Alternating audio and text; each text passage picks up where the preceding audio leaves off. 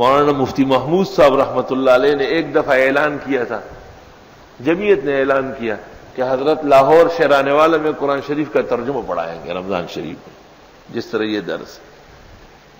تو لوگ کہتے تھے کہ وہ سیاسی آدمی ہے، اس کو کہاں فرصت ہے، ایک دو سبق پڑھا کے چھوڑ دیں گے۔ لیکن کچھ لوگ گئے، اس میں یہ عاجز و فقیر بھی گیا۔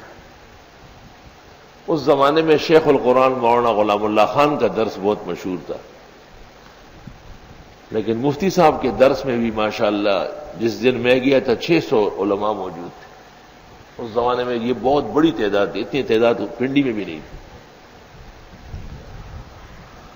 خیر، یعنی یہ حضرت کا ریکارڈ ہے کہ جس دن سے تفسیر شروع کی دعا اور ختم تک ایک ناغہ نہیں فرمایا، بالکل ایک ناغہ نہیں فرمایا۔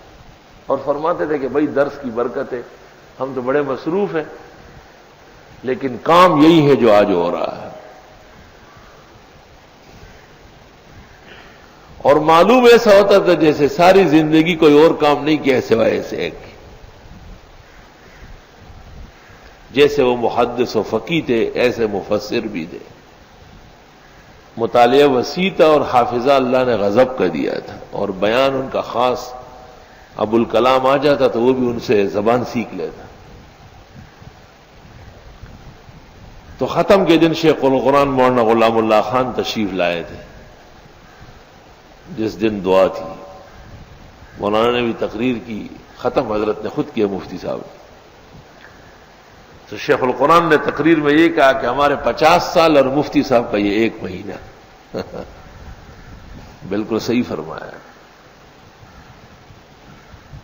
کہا مفتی صاحب کے اور احسانات کم ہیں کہ قرآن کی خدمت کے لیے بھی جب بیٹھ گئے، شیخ القرآن نے کہا میرے کئی ناغے ہو جاتے ہیں، لیکن سنا ہے مفتی صاحب کا کوئی ناغہ نہیں ہوا۔ مطلب یہ کہ اس کو کام سمجھنا ضروری ہے۔ جب ہم واپس آئے تو ہمارے ساتھی پوچھتے تھے پڑھا لیا؟ غیر حاضری تو نہیں کی؟ میں نے کہا تم ان کی حاضری لینے والے تم ہو کیا؟ دی خدا کا فضل و عنایت ہے، ورنہ وہ ایسے ہی بیٹھے رہے، چھٹی ہو گئی۔ جو لوگ درس میں شریک ہو چکے ہیں وہ اللہ کی اس نعمت و احسان کا شکر بجا لائے، ورنہ یہ وقت ویسے ہی گزر جاتا۔ ابھی 8 بجے آپ آتے ہیں تو ظاہر فجر کے بعد سو نہیں سکتے، ورنہ 9-10 تک آپ چھٹیوں میں سوتے رہتے، کمرے میں پڑے رہتے۔ تو سونا بھی کوئی کمال ہے، وہ بھی کوئی کارنامہ ہے کیا؟ کوئی کام ہے؟